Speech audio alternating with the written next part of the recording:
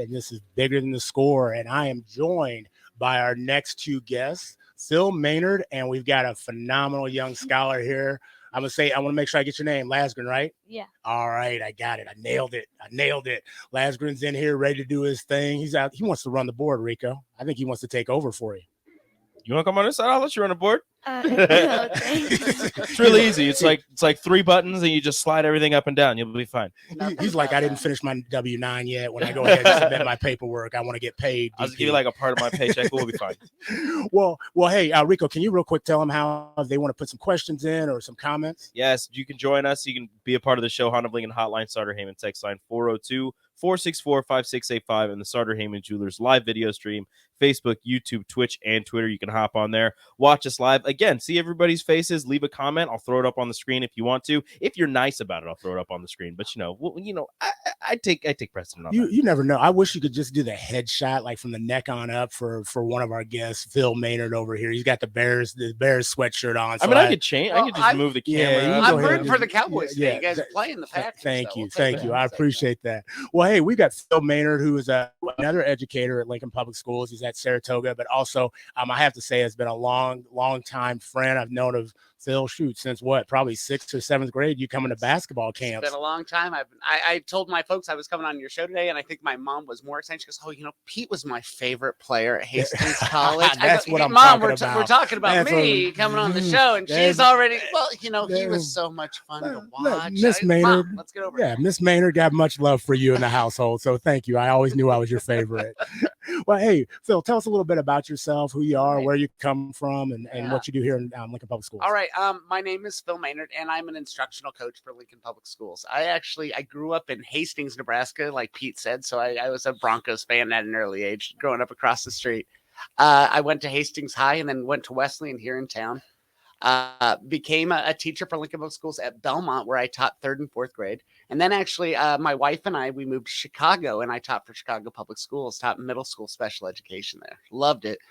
And after our son was born, we came back and I taught at Brownell, and now I'm an instructional coach over at Saratoga, and I'm working with kids like Lasgren over there, and I'm loving every minute. So about 22 years as an educator. Wow.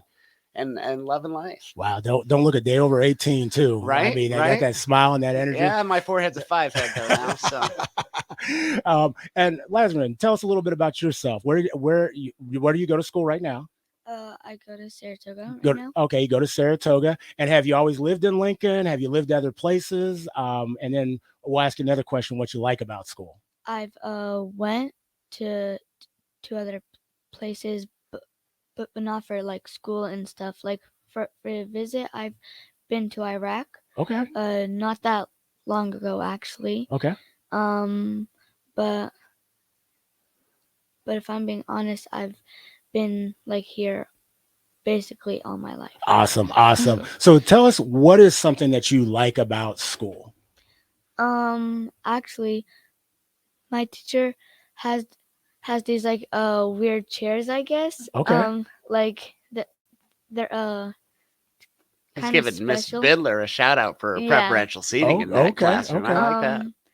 And like she's really nice, and she helps me understand more things. And if I'm being honest, she makes school funner. I like that. Hey, there's nothing wrong. I think we've had a couple guests in here that have talked about school being fun and the importance of that. I think there's a lot of learning, a lot of life lessons and things that go on, but it comes down to that, FUN and having some fun in school as well. Phil, talk to us a little bit about just, the scholars that you get to engage with. You got Lasgren here, but I mean, you have impacted so many. I mean, my daughter went to Belmont Elementary, and you have such a presence across this district. I know you're oftentimes really modest about that, but always. You can tell, but you truly are, an educator and a stakeholder that invest in young people and invest in others. So what makes the role of you being an educator so special? I think a lot of it comes down to, I think the best part of my job is the relationship aspect. I get to go in and I get to have relationships with kids. My bucket gets filled on a daily basis. And what's really kind of neat is I think the more positive relationships you have with these kids, the more you're vulnerable, the more you build that trust, the more they're open, the more they're excited about that learning. And kids And Rita Pearson, wonderful educator. We've all heard the great Rita Pearson. yeah. After this show, go look at her Yes, TED Talk, right? yes. Because it's amazing. And she said kids don't learn from people they don't like. Right. And I think that nails it on the head. And if you have that good relationship with kids, they're going to work for you. They're going to work hard for you. And I'll always believe that's the best part of my job is creating those relationships with kids. And you said it, like relationships matter. And, For and that's sure. something that we've had a lot of conversations about. And I don't think it's just scholars. I think it's colleagues. Colleagues don't work for people, or don't engage with people they don't like. And our community doesn't engage with people they don't like. And so there's a respect element to it, but that like aspect oftentimes comes first. Exactly. If you're not being vulnerable yourself and creating that level of trust, it's never going to have that strength that you want in that connection, for sure. It's that vulnerability. So before we go to Lasgren, I'm going to ask you the same question. Phil, what is a moment that just really kind of defines you, you always look back on in education that you're just like, wow, this is something that's going to stick with me when I'm 90 years old? It happened just, I want to say a few years back, about 2015, 2016. I had a student who really struggled the year before he got into my class. And I actually had his older sister the previous year. And he was a student who sometimes got removed from the classroom. And I remember I was going to check on him because he was a fourth grader coming into fifth grade. I said, hey, I'm excited. Or you're going to be in my class next year. And he goes, well, good. I'm excited because my sister's in your class. And she never sees you all day because she goes somewhere else for math. I was like, oh, you don't want to spend that time with me. So we've actually had a lot of time where we built that relationship this year. And to see a kid who was performing below grade level, and at the end of the year to see all those gains that he's made. And he just reached out to me this year. He's one of the top ranked wrestlers in the state. Wow. He's going above and beyond and doing some great things. So I'm really excited just to see where that kid is now. And now he's this senior in high school and he's going on to do wonderful, wonderful things. So awesome. It's always fun to see that growth. You said that Laskin was giving a shout out to Annie, right? Yeah. Is that who you said? Well, Annie is actually on Facebook watching this right now. And Annie said, Laskin, I'm so glad you're in my class. You're an amazing leader in our classroom. Look at you, Lasgren, throwing the shout out. Look at Laskin. Awesome. The shout No, fantastic. Already. And thanks, Annie and Miss Maynard. We're still waiting for my shout out because I know I'm your favorite son. So he's still working on the I book. mean, He's getting when you it wanna go figured ahead. out right now. Hey, Lasgren, tell us something special that's happened to you in school at Saratoga. What's something special that you'll always remember, like when you become like 90 years old, from your time at Saratoga?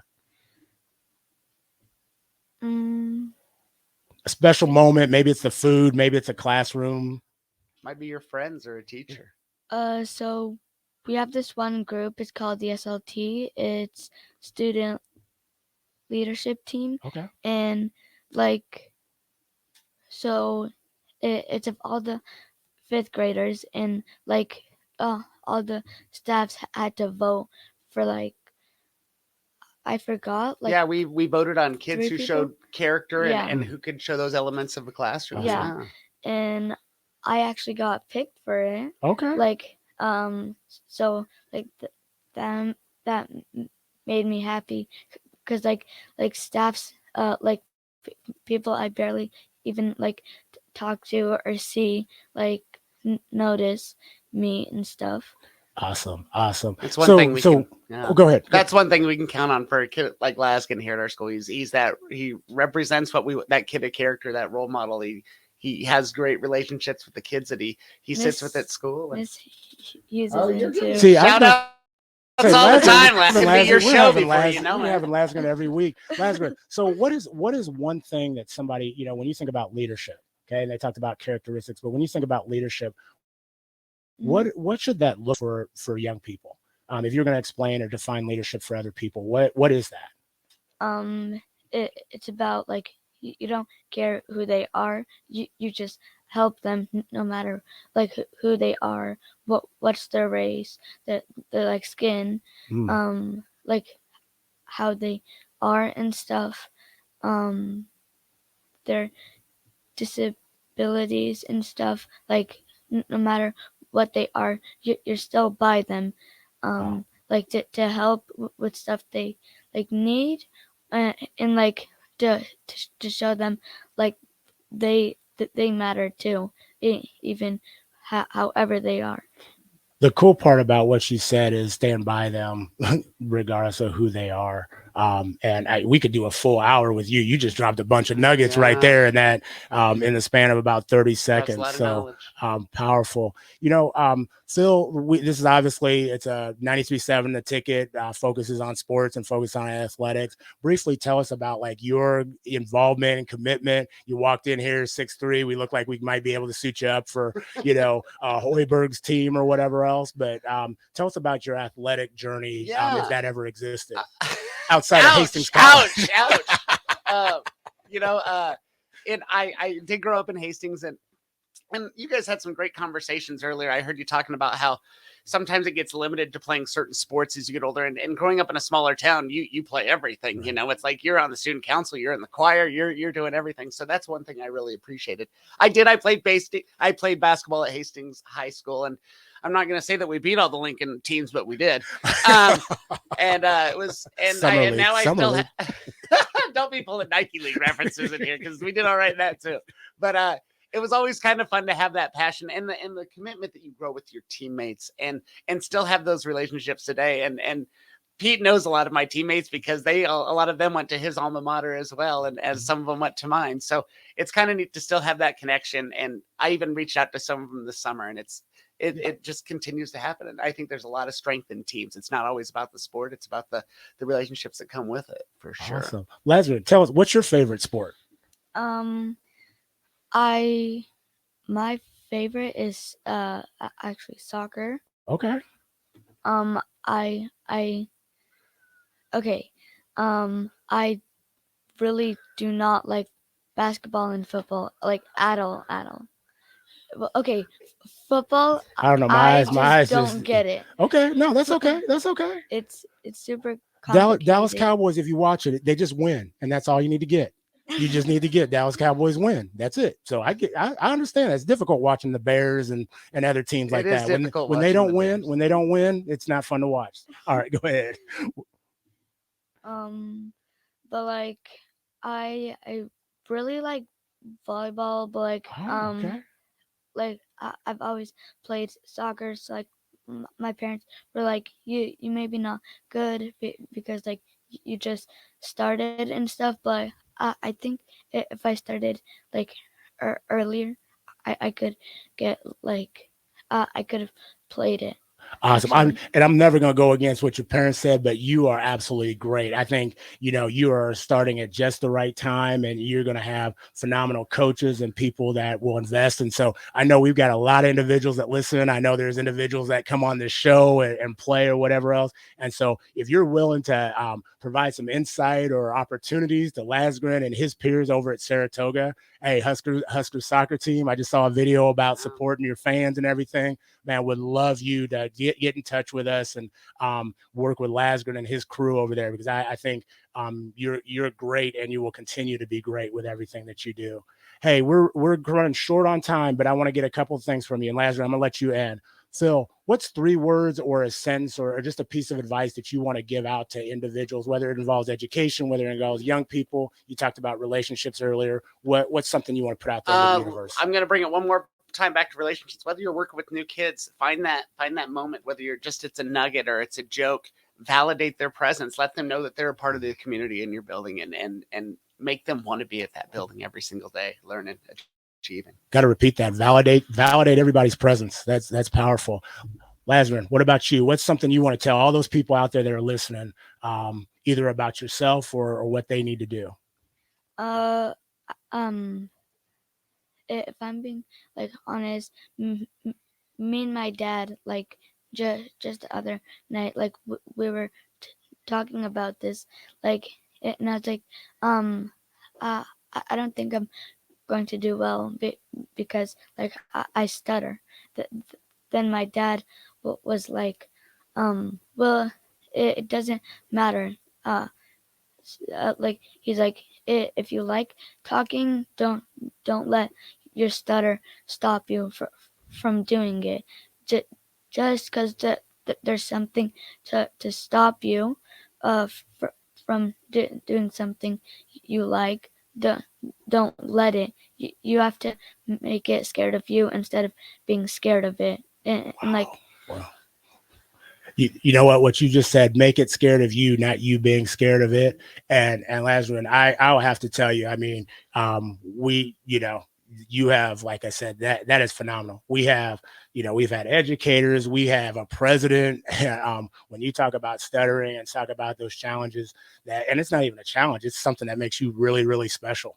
And so what you just said was powerful. And so I want to commend you, and I want to show my appreciation for you and Mr. Maynard being on the show today. We'll definitely got to have you back so you can get some insight on Mr. Maynard and why he supports the Bears and if he's a really good teacher now, which I know he is. Hey, again, in closing, this is Peter Ferguson on 93.7 The Ticket, Bigger Than the Score. And as we always close, I want to say my Angel's quote. I oftentimes forget what people have said. I oftentimes forget what people have done, but I always remember how they made them feel. And so please go out and you're not going to say always the right thing. You're not going to do always the right thing, but please go out and make people feel valued and understand that relationships do matter. Until next Sunday, have a great week.